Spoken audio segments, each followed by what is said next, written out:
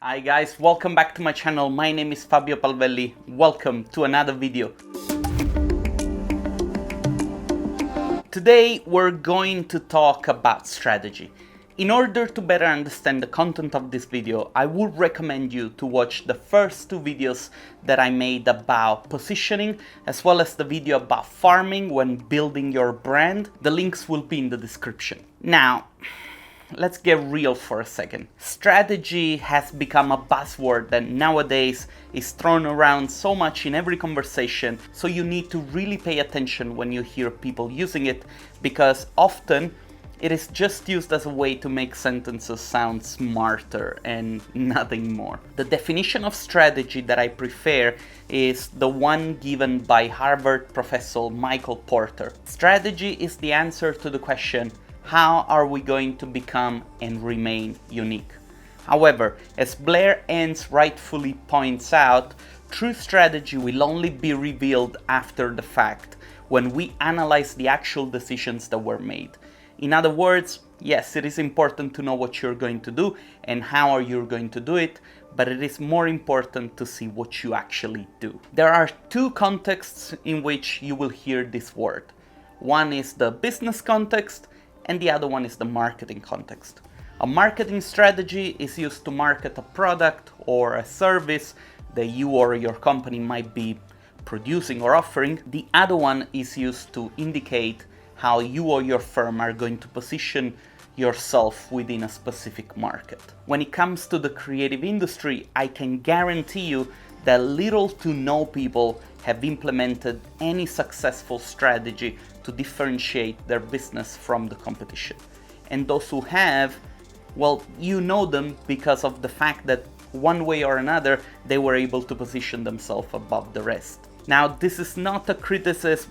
The service industry often suffers from this issue because they usually operate with a lower margin than, say, companies that produce products, and also being always under deadline because of the requests of the clients, they fail sometimes at delivering what needs to be done for their strategy to work. Now, just as a little disclaimer, I might mention the word branding throughout the length of this video. Branding is a topic that I will for sure explore in the future, but branding is not strategy. For now, I'll just simplify the concept of branding by saying that it's the result of multiple successful implemented strategies, although this is still a bit limiting as a definition. But for now, let's just focus on strategy alone. Next week or maybe the week after, I'll try to post something about branding. Now, as much as I would like to tell you, this is how you make yourself unique, and this is how you execute a strategy, there is no tutorial on the topic of strategy. What you can do instead is start developing a lot of critical thinking. You need to start observing, and you need to start paying attention to other companies, and you need to read their success stories, and you have to be as open-minded as possible to try and find the links between what these companies have done and what you could do with your own company. In order to do that, the biggest recommendation that I can give you is for you to leave your ego out of the equation.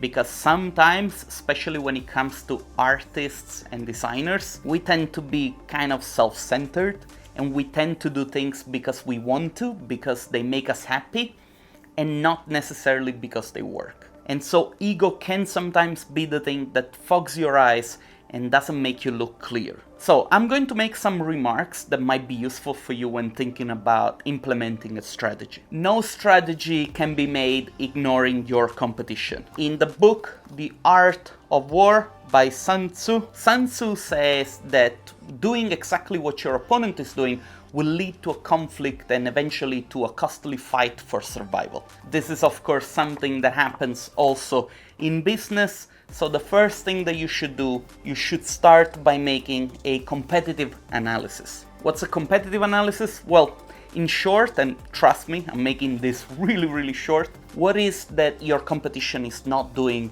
that you could be doing instead? Now, there are 4 generally accepted universal marketing principles that you need to take in account when thinking about strategy. Product, price, place, and promotion. In the service industry, since design is a service and cannot be scaled as you would scale a product, these principles, according to Brian Tracy, can be reframed to be specialization, differentiation, segmentation, and concentration. So let's take a look at specialization. What is that you do? A lot of people make the mistake when running their business to try and serve as many different clients as possible by offering as many different types of services as possible. And by doing this, they waste a lot of energy trying to hit multiple targets when in reality they should be focusing their energy and attention to only one target. This is at the core of every single strategy. The more precise you can be about your offer, the better you can position yourself. If we talk about differentiation, we need to understand what is your USP, your unique selling proposition. What do you have that others don't have? Very often the answer to this question, especially if we're talking about artists and designers in a market where everybody is trying to do the same type of service or to provide the same type of service, a valid, unique selling proposition can be you and your personality. Are you a likable person? Do people like the way you make them feel? I worked in the past, for instance, with incredibly talented people that turned out to be horrible humans, and as a consequence, I had to cut them out of my life entirely. So, when trying to look for your unique selling proposition, start with yourself. If we talk about segmentation instead, here you can think of markets that could use your services, but that are untapped. That is sometimes the key to positioning, the ability to see where your skills are underused and how you can penetrate that segment. I heard, for instance, that a lot of scientific firms lately have been using artists to break their research patterns. In fact, the idea is that true artists are also sort of like scientists that like to experiment and break things. And when science and art mix, then very cool things can happen. Look at the work that NASA lately has been doing involving some of the greatest concept artists from all over the world.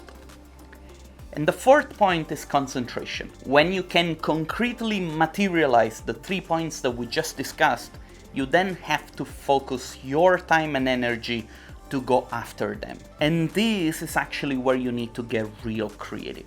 Now, there are two elements that you can leverage in order to put your strategy in place. And these are proprietary content and extremely good customer care. Now, for instance, when it comes to proprietary content, I like when offices, they send me their printed material, because printed material is still really good for clients to have. Let me show you. These are some of the last things that I got sent by some of my artist friends. This is Armand Studio. It's a little booklet that has images inside. These are very good for clients to receive so that they can use them as precedents of work. This is a booklet sent to me by the guys at Suburbia in Ukraine. It's not an archivist project. This is a product design project that they have visualized. They have done a beautiful layout, beautiful presentation. The guys at Suburbia also sent me these cool business cards. They're very thick, I don't know if you can see them. And this kind of stuff, because it's material, when you give it to a client and the client is a designer and they are the ones that make the decision on a project, they can use this stuff to design their own projects, which is ultimately another way to give value to your clients. If we talk about customer care and good customer experience, here in Tel Aviv, there is a food app, I'm not gonna mention the name, that lately has been gaining a big chunk of the market because basically they have this very simplified customer service. And so if something happens, the courier will talk directly to the headquarter and the headquarter will issue a refund, and you have a tracking app that will let you know when the food is ready, when the food is picked up. Now, all the things that these guys have done aren't really innovative per se, but if you look at all the other apps that were used in this country to deliver food, if you had to issue a refund, you had to send an email, you had to take pictures, you had to write why you're asking for the refund, And so, the process was very difficult. And these guys, just by simplifying this little process, they made the life of their clients a lot easier. Now, why do I mention an app for food delivery? Food delivery apps, they usually work with very little margin. And so these companies, instead of going after, YouTube ads and Google ads, they rather focus on good customer care because they know that customers will appreciate that more than a commercial. But anyway, once you have made all the considerations that we talked about, you can start thinking about strategy. Don't be overwhelmed. All you need is an outline. Start with a positioning statement and expand from there. The important thing to remember is that once the strategy is in place, once you have the idea that you want to execute, you need to have people responsible for the execution. It could be you, it could be one of your team, one of your staff. Otherwise, it will always only remain an idea without any implementation. And as I always say, the difference between those who do and those who don't do is those who do. So get to work and do something.